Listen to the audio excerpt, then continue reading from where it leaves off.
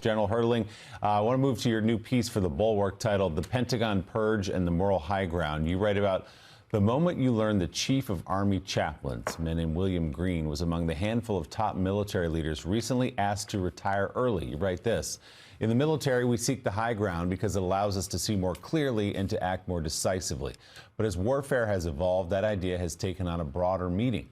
The high ground is now a set of principles and values that guide decisions when judgment is blurred and the path forward is uncertain or contested. Chaplains help leaders and soldiers to hold that ground, not by elevating one belief above others, but by ensuring that every soldier has the right guidance when they wrestle with questions of faith, doubt, duty, and purpose.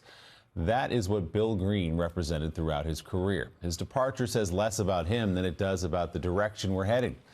Away from the quiet, steady leaders who hold the moral high ground and towards something narrower, louder, and far more fragile.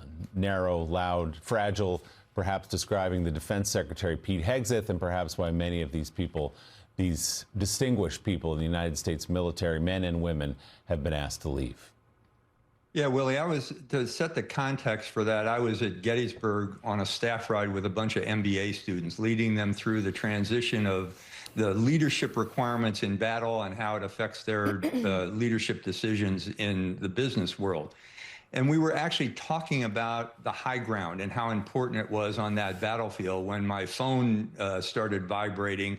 And it was the message that the Chief of Staff of the Army, the the commander of the Army's Training and Transformation Command were both told to retire.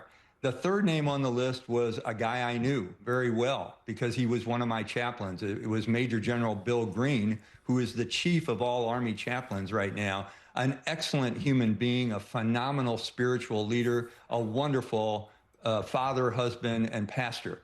And, you know, I can understand why the Secretary of Defense would want to fire a couple of four-star generals, but the Chief of Chaplains is one that I couldn't wrap my head around.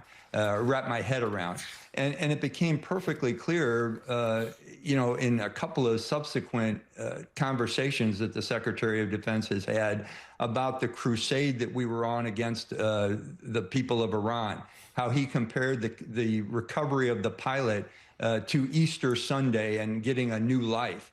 Some of those things are just really kind of contrary to what chaplains do. They care for the faith of all people.